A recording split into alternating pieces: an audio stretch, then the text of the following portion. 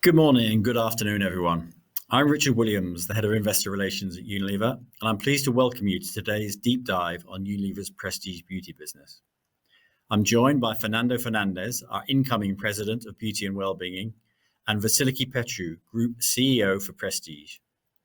We expect prepared remarks to be around 30 minutes, followed by a session of Q&A. All of today's webcast is available live, transcribed on the screen as part of our accessibility program. Now, before we start, I'd like to draw your attention to the disclaimer to forward-looking statements and non-GAAP measures. And with that, let me hand you over to Fernando to do an introduction. Good morning, everyone. Good afternoon, depending where you are sitting today. It's a real pleasure to welcome you today to the Investor Deep Dive on our Unilever Prestige Beauty business. You will have the opportunity today to discover more about our Prestige business, its brands, what are the building blocks of our growth strategy of this business in the future years. As you surely know, I have been appointed on April the 1st, President of the newly formed business group of Beauty and Wellbeing. These are categories that are pretty familiar to me. I used to run the hair care organization between 2002 and 2005. And then as President of Philippines, President of Brazil, and President of Latin America, both hair care and skincare were significant businesses under my watch. As you surely know, from July the 1st, Unilever will go live with its new organizational model centered around 5 business groups. They are ice cream, nutrition, home care, personal care, and beauty and well-being. Beauty and well-being will be structured around 4 fundamental pillars: our hair care mainstream business, our skincare mainstream business, prestige, vitamins, minerals, and supplements. This last group is the home of some very attractive and fast-growing brands like Liquid IV, Oli, Onit, Smarty Pants. We have put this business together, these 4 businesses together, because there are significant commonalities between them. They are fragmented categories in terms of channel footprints, in terms of demand spaces, in which digital marketing and digital commerce are gaining a lot of preeminence. They are fast-growing categories with a lot of opportunities in terms of market development and premiumization. Prestige Beauty is an intrinsic part of this group. It's one of the most promising ones with really fast-growing brands. Without further introduction, let me hand over to Vasiliki Petrou, our CEO of Unilever Prestige. Vasiliki, over to you. Thank you, Fernando. Hi, everyone. I'm excited to be here today. I'm Vasiliki Petrou, CEO of Unilever Prestige. I joined Unilever in 2012 and founded the Prestige division in 2014. The team and I identified a white space opportunity in what we call modern luxury, which is authentic brands with unparalleled beauty benefits anchored in what we call doing good for society and the planet. I'm also honored to serve the beauty industry as the chairwoman of CEW, the beauty industry body in the UK. So in 2021, Unilever Prestige reached the key milestone of 1 billion euros of turnover on a pro forma basis, a few years ahead of the goal that we set when we founded the division. We have grown our portfolio through both acquisitions and also from driving our brands organically. We have already doubled the turnover of some of the brands in the portfolio. The average USG delivered in 2019 to 2021 was plus 11%. We have more than 50% of our sales coming from online. Some brands in our portfolio have a much higher average than this. For example, Paula's Choice, a brand that is a DTC powerhouse, a direct-to-consumer powerhouse. In 2015, we completed 4 important acquisitions in skincare: Ren, Kate Somerville, Murad, and Dermalogica. These brands helped us build a solid foundation for our portfolio. In 2016, we spent a year integrating these companies into Unilever Prestige. In 2017, we were ready to expand our portfolio into color cosmetics and hair care and acquired Hourglass and Living Proof. In 2018, we spent time integrating, and in 2019, we completed an acquisition in French pharmacy with Garancia. This was followed by 2 more skincare acquisitions, Tatcha and Paula's Choice, in 2019 and 2021, respectively. I want to say a few words on our approach to M&A. We are incredibly selective and we have tight criteria for new acquisitions. We only look to acquire brands that will enhance our existing portfolio while bringing new capabilities and talent. We will continue to do this in a financially responsible way. We are patient. For every announced transaction, we look at hundreds of acquisition opportunities and will only consider a very select number. By being selective, we can ensure we can create value for our shareholders over the long term. I'm now going to share how we segment our companies within our portfolio. Firstly, we have 3 powerful brands that play in the clinical dermacosmetic space, currently the top growth area in prestige skincare. Our clinical dermacosmetics brands deliver professional grade results with active ingredients in either a professional setting or at home. Dermalogica is a professional skincare brand deeply rooted in education. They are really education first, product second. Dermalogica is the #1 professional skincare brand globally, with more than 100,000 therapists trained every year across over 80 countries. Murad is a doctor-led clinical and wellness brand anchored in cellular hydration. They combine high-performance products with a well-being approach to beauty. Murad has the #1 retinol line in the US. Kate Somerville is a medical aesthetics trailblazer renowned for treating Hollywood VIPs at her famous Medispa in Melrose Place. Her products are known for delivering clinic-level results at home without the downtime and are loved by celebrities and influencers. Then we have 3 strong brands that play in the clean and clinical space. Paula's Choice is our most recent acquisition and a highly efficacious brand anchored in ingredient transparency and education. They are known as a direct-to-consumer powerhouse, and last year they also launched successfully into Sephora, outperforming our expectations.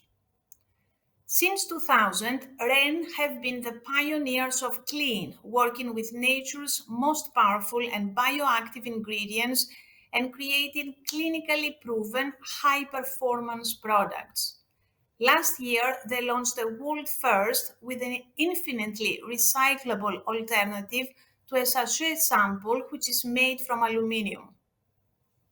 Garancia, it's a 4th-generation pharmacist brand and in 2021 was the fastest growing premium skincare brand in French pharmacies. We then have 3 special brands that have unique positionings in additional fast growth spaces. Hourglass is the leader in cruelty-free luxury cosmetics.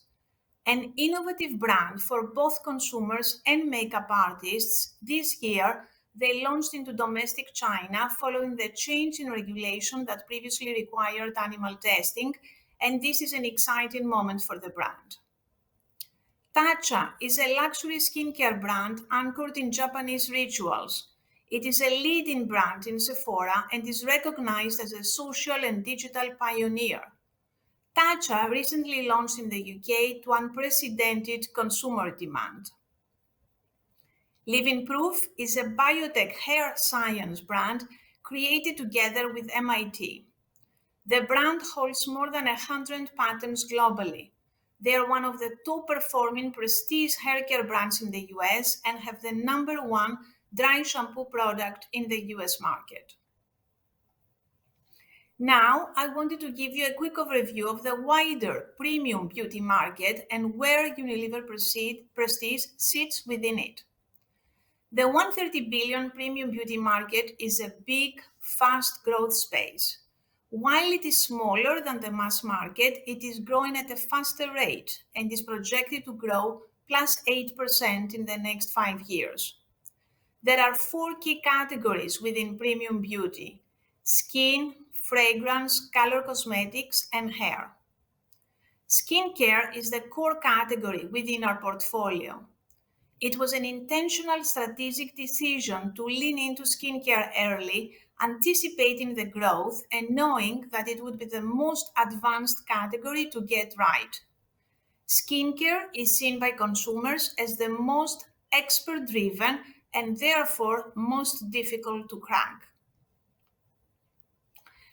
When we look at geographies, the premium beauty market is highly concentrated, with only 10 markets accounting for more than 75% of the sales. This makes it imperative to focus and win in the key markets that matter. Currently, approximately 60% of our revenue comes from the US and 40% from international markets. In terms of our brand geographies, our focus is on the US, UK, and China. These markets account for nearly 50% of the premium beauty market. There is still plenty of opportunity for growth in these markets. We are already present in over 100 markets, although obviously many of these are still very small. When we look at our total performance, I am proud of our track record of delivering strong, consistent growth, both from acquisitions and organically. I sometimes get asked how much of our growth has come from organic growth versus acquisitions. You can see from the chart that of the incremental turnover since 2017, 45% was delivered through organic growth and the rest through acquisitions. The average USG delivered in 2019 to 2021 was plus 11%. And in fiscal year 2021, we contributed 30 bips of growth to Unilever. Looking forward, we have an ambition to achieve 3 billion euros of turnover in the next few years. This growth has been driven by our winning model. We have worked hard to create a business model that not only retains the integrity of our brands, but also unlocks consistent growth. There are 5 keys to our success, and I will touch upon each in a little more detail over the next slides. Our unique brand-first business model means we're always brand-centric. We are high-touch in our approach, and there is no one-size-fits-all. Our founders play a vital role in helping us shape the future, and they stay involved post-acquisition, something that is unique in acquired prestige businesses. We continue to drive our founders' legacy to focus on education. As we mentioned earlier, Dermalogica trains 100,000 therapists every year. Another example is Paula's Choice. 30 years ago, Paula was way ahead of the industry when she published her book, Dispelling Ingredient Myths. Today, this continues through their Beauty Begins with Truth brand philosophy. And lastly, our pioneering decentralized model is future fit. It allows us to move with speed and agility. Our retail partners recognize this and often recommend Unilever Prestige to indie brands looking for acquisition partners. Our brands have strong heritage and iconic status. A social media first approach has created loyal global fan bases with high engagement levels. It is these communities that are most influential advocates.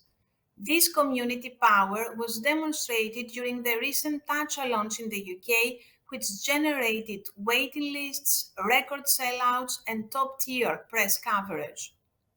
Our model allows us to move with speed and agility if we see an emerging space. For example, on TikTok, we have grown our branded hashtag views over 300% already this year.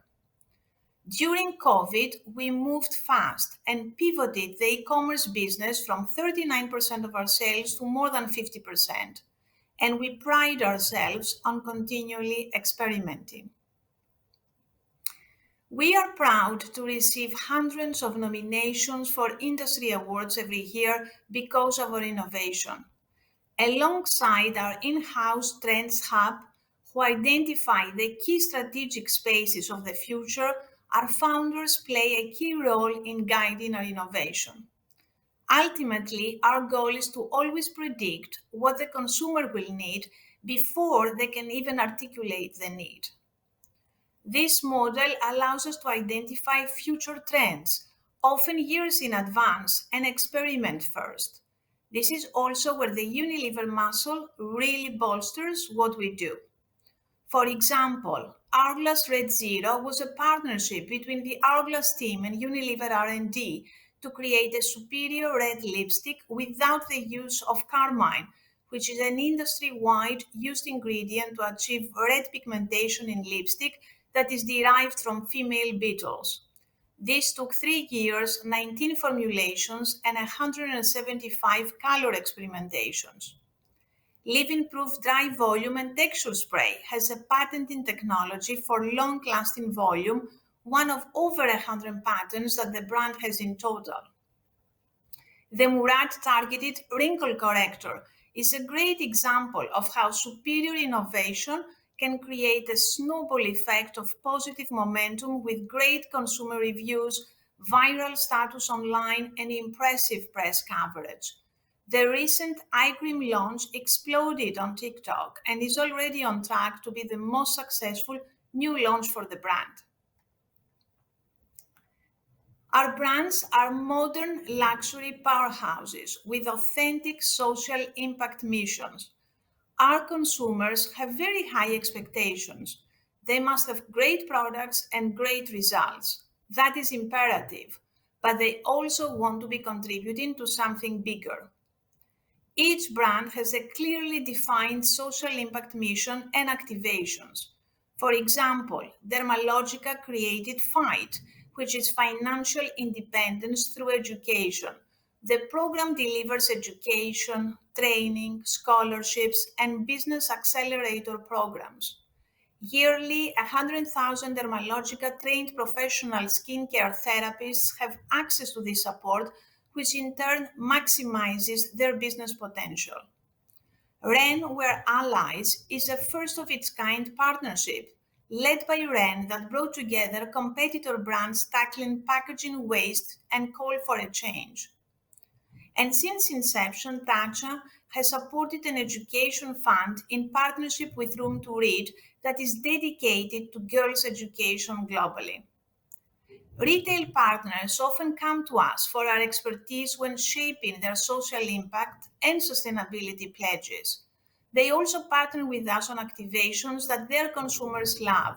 For example, both Tatcha and Kate have released limited edition retail exclusives to celebrate their social impact missions. We approach everything with a technology-first mindset.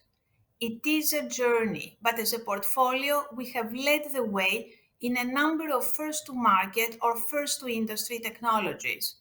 For example, Dermalogica's Natalia is the first ever virtual human to deliver skincare education to professional therapists. Earlier this year, Living Proof launched an advanced AI diagnostic tool to give consumers a better scientific understanding of their hair. And the Murad Custom Facial Serum is an online exclusive product which has driven more than 100,000 digital diagnostic sessions with consumers.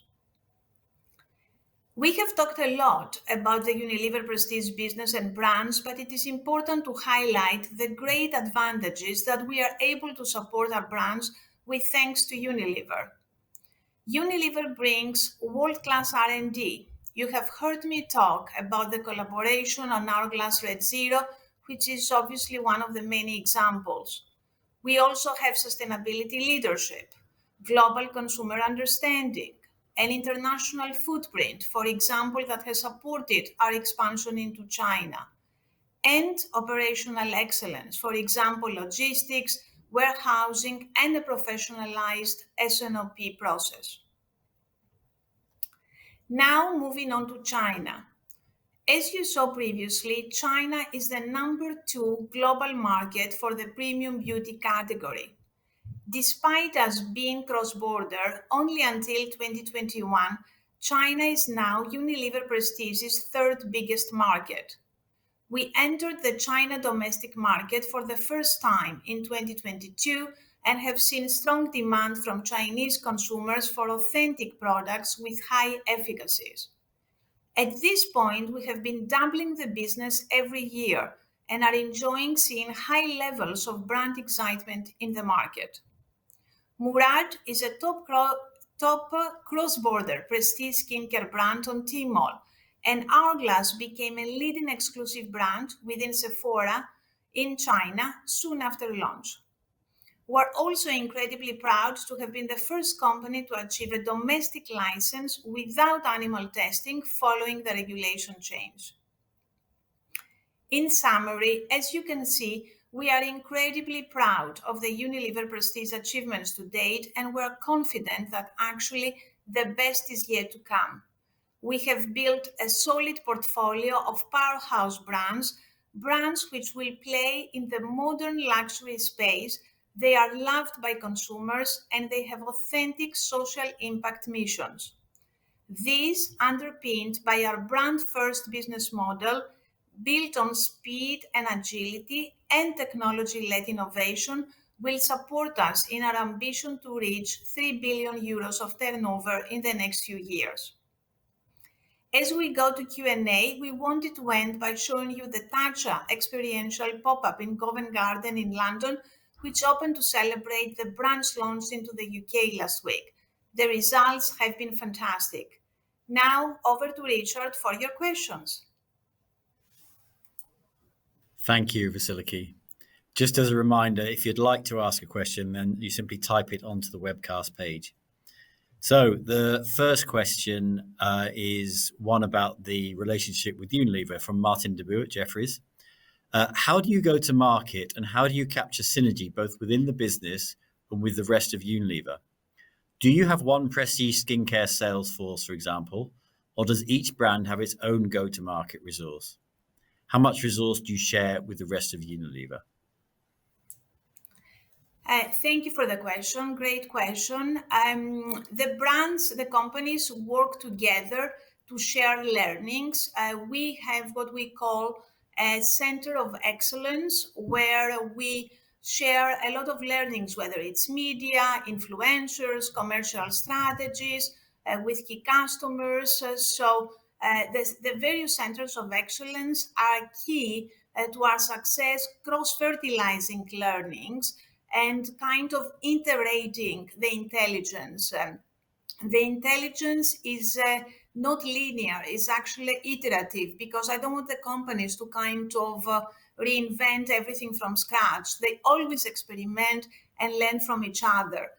We differ in the way we go to retail partners depending on the market. So there is not one size fits all. For us, what's the most important thing is the authenticity of the brands, how we can cater to the best experience a consumer can have while keeping the brand authenticity intact. Thanks, Vasiliki. The next question comes from Chris Pitcher at Redburn. Do you now have the R&D capabilities to build your own brands from scratch? Or will the focus for new products to target emerging trends remain acquisitions? We always do a variety of both. It takes, in prestige luxury, it takes a lot of years to create advocacy. So what we're very much focused right now is our organic growth, growing our current business and bolt-on acquisitions. Like I said in the presentation, we're very selective about which brands we want as part of the portfolio. We tend to see lists of 200 brands that get shortlisted into 10 brands, out of which actually one brand will make it at the end. We are very selective and picky, and we're only interested in brands that will have a long life and that we want to grow in a financially sustainable way for the long term. And just a second part from Chris, you've answered part of it with Martin, but how does the commercial approach differ from Unilever PLC? Is there a much higher fixed cost in sales and marketing with therapists, etc.? But in particular, Vasiliki, the question, do you operate your own stores as with other prestige beauty companies? If so, how many? We operate beauty stores, but most of the stores, we don't have a lot of stores like the other beauty companies. Dermalogica has a few stores. Stores is not actually a big focus area of our business model. As I mentioned in the presentation, more than 50% of our business is coming from e-commerce. We service salons, more than 20,000 salons across the globe. We service the top beauty retailers across the globe and very much less present in department stores. So that's kind of the idea of the footprint we cover. I believe it's the channels of the future. So I feel good about the future and how we are present. The next question comes from Ava Quiroga at Bank of America. You've talked about the benefits of you using the Unilever ecosystem, but what has Unilever learned from you? Unilever definitely, to use Fernando's phrase, sees us as our window to the future. We deliver a lot of data in terms of trends, innovation, media learnings, but also a lot of learnings in terms of business model, in terms of agility and speed. So it's a great partnership of two. We learn a lot from Unilever, and we try to give as much as we can to Unilever as well. Thanks, Vasiliki. So a couple of questions coming about the future and the ambition. One from Ava, another one from James Target at Berenberg. Should we expect a similar breakdown between organic growth and M&A to reach the euros 3 billion sales target as you have done historically? Definitely, we are very keen to grow the organic part of the portfolio.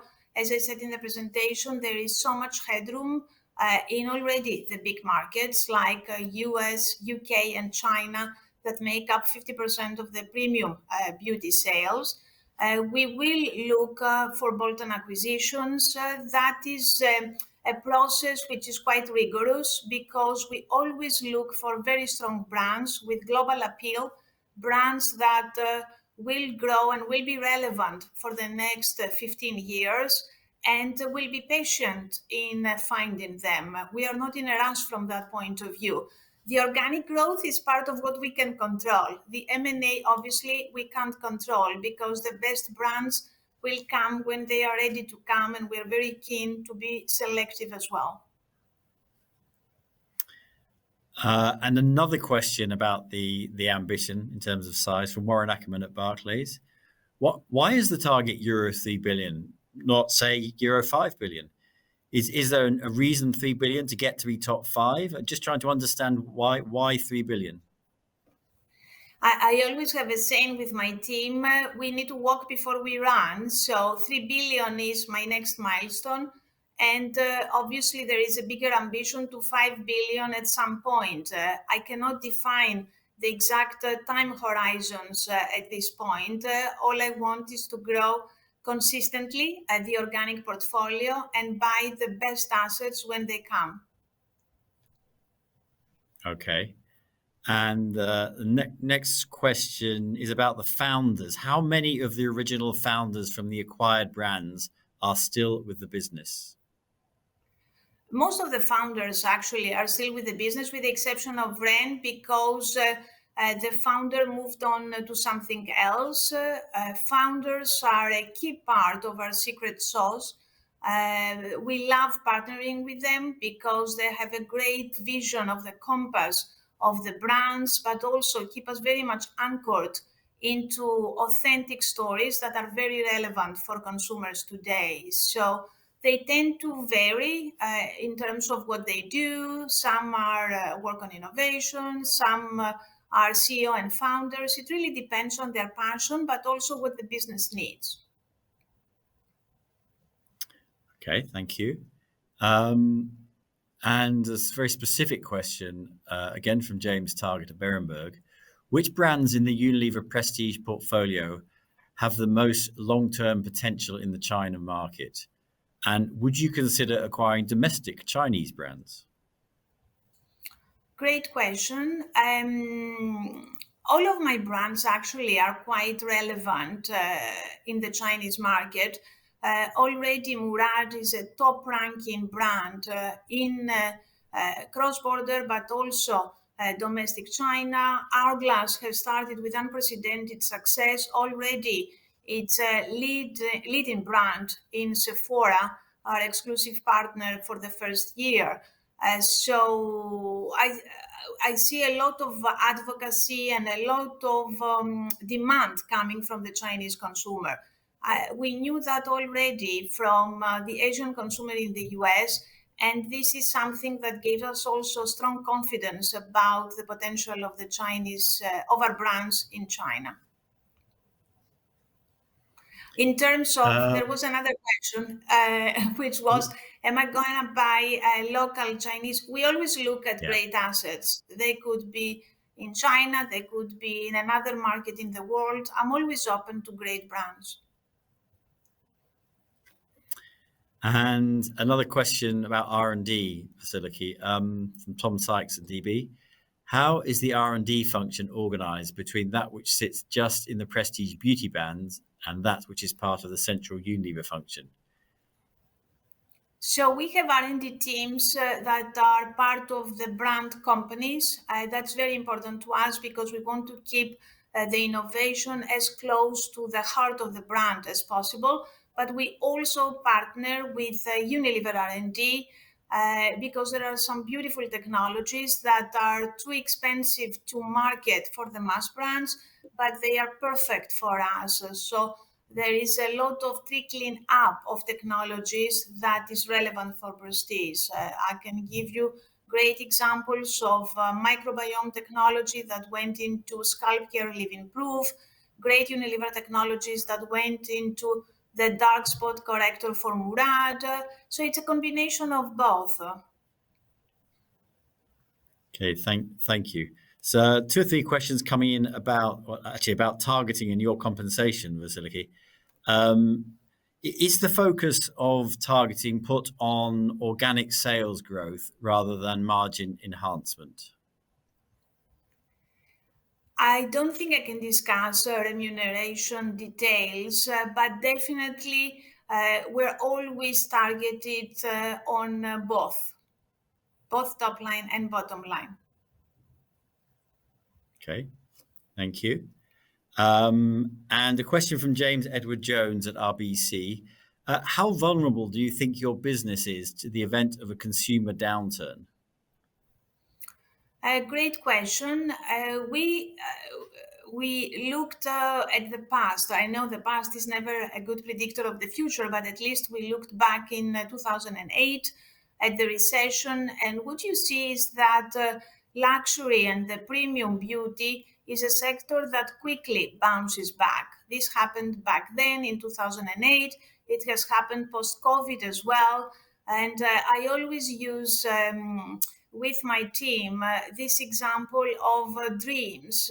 Consumers always want to have dreams, and it's much easier to dream with a great lipstick or a great skincare product that they need for their face that will cost, $80 or $150 versus having more hardship, potentially buying a luxury fashion bag that may retail at $2,000. So some people call it the lipstick effect, but one thing is true: we are quite recession-proof from that point of view. And a question from Pina Ergan at Morgan Stanley. How do you view the portfolio's competitiveness today across the US, China, and the UK? And would reaching the 3 billion target also result in improving competitiveness as the business scales up? The portfolio currently has clearly differentiated brands that enjoy great digital advocacy fan bases. So this gives us a lot of confidence and optimism that the portfolio will continue to be competitive in the markets that it launches. I can give you an example of what has happened with Tatcha actually very recently. Tatcha has been for years a leading brand in one of the retailers that it is in the US. A lot of people were saying, why don't you launch in the UK earlier? But what we did, we were very passionate about creating that consumer demand very hot in the US and obviously anticipating, creating the demand ahead of a market launch. Recently, we launched the brand in the UK with unprecedented success. There were long queues at the Tatcha pop-up. All the commercial results today are unprecedented. So I like that. I like building strong brands in the key markets and then building the demand in anticipation of a market before we launch so that we can quickly go to a top ranking position. Thank you. And another question here about profitability from James Edward Jones. You've reached 1 billion of sales ahead of plan. How does profitability compare with your acquisition assumptions or plans? Thank you. We're very much in line with our acquisition business cases. We're very happy with our performance so far, at least. As you know, we do thorough due diligence. Unilever has very specific hurdle rates that need to be met. So Unilever ROIC actually is faring quite well. Okay, and here's one that I know comes up quite often, but it's now come up here, which is, why are you not acting faster to roll out acquired businesses into new markets and thereby drive more growth? Thank you. As I mentioned in the presentation, if you look at the data of where the big size of the markets are, essentially there are 10 markets that make up 75% of the sales. That's point number one. Then we have two big brands, Paula's Choice and Dermalogica. Dermalogica is already in 85 markets. Paula's Choice is in 40 markets. The job to be done for them is going deeper in the markets that they are. So I'm very keen not to get into operational complexities about small markets that will not move the needle. I'm very keen to play significantly and in the most productive and efficient way in the markets that matter. And that's why for us, US, UK, and China, which are 50% of the premium beauty market sales, are the markets where I want for the portfolio to have top ranking positions. Thank you. A couple of questions coming through John Ennis. Let me ask the first one. John Ennis from Goldman. When you showed the breakdown of the prestige beauty market, the obvious area where prestige does not feature today is in fragrances. Is that something that will remain the case, or would you move into that area over time? Yeah, thank you for the question. So skincare is obviously the predominant category of my portfolio today. Some people have said we were ahead in that sense because skincare, if you look at skincare trends, it's a category that always grows faster. It's resilient, and from a structural economic point of view, it's the most profitable as well. We do have color cosmetics with Hourglass, and we do have Living Proof in the hair care category. I'm always open to play more in different categories like fragrance. For us, it's more a brands play versus a category play.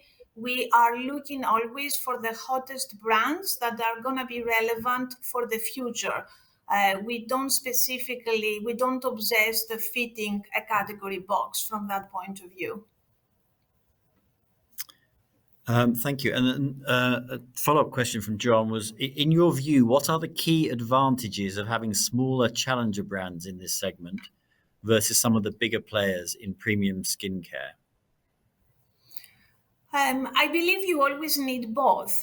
Indie brands and having disruptors in the market is always a good idea because it keeps us on our toes. We're always alert. People say we are disruptors. The bigger companies see us as disruptors. So I always believe that's healthy competition. It pushes innovation to be always to at the next level, and it keeps us alert to keep disrupting and reinventing ourselves. That's what we like to do. We always iterate, we always experiment, we always want to disrupt ourselves before we get disrupted. And the other side of the question about size, to what extent does your relatively small size put you at a competitive disadvantage relative to your larger peers, especially when it comes to big data? Actually, this is our strength because, like I said, more than 50% of my business is in e-commerce. A big part of that is direct to consumer. So what has happened actually with COVID is that we have access to a lot of first-party data that enables our relationship and our interaction with the consumer to be quite advanced. We want to predict their needs before they even know it. So that the access of the data makes also the targeting of the media very efficient. We always look for lookalikes, target audiences. Finding people that we know love our products is based on big data. Digital diagnostics isn't just another example of what we do. The future of digital, as you know, it's all about personalized experiences. So the more first-party data companies have, the more of a competitive advantage they have. Thanks, Vasiliki. Let's just go with one last question, if you'd allow me. Will the reorganisation of Unilever have any impact on the way that the prestige beauty business is run? We have not been part of the Unilever restructuring.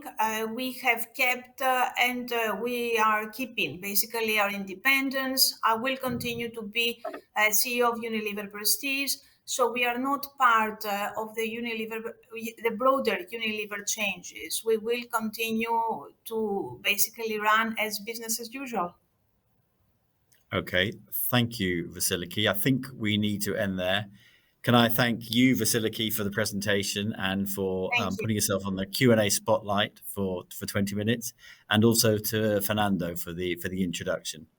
Can I remind everybody that the material from this webcast will be available on our website for viewing soon. So thank you, everybody. Thank you for listening, and have a good day.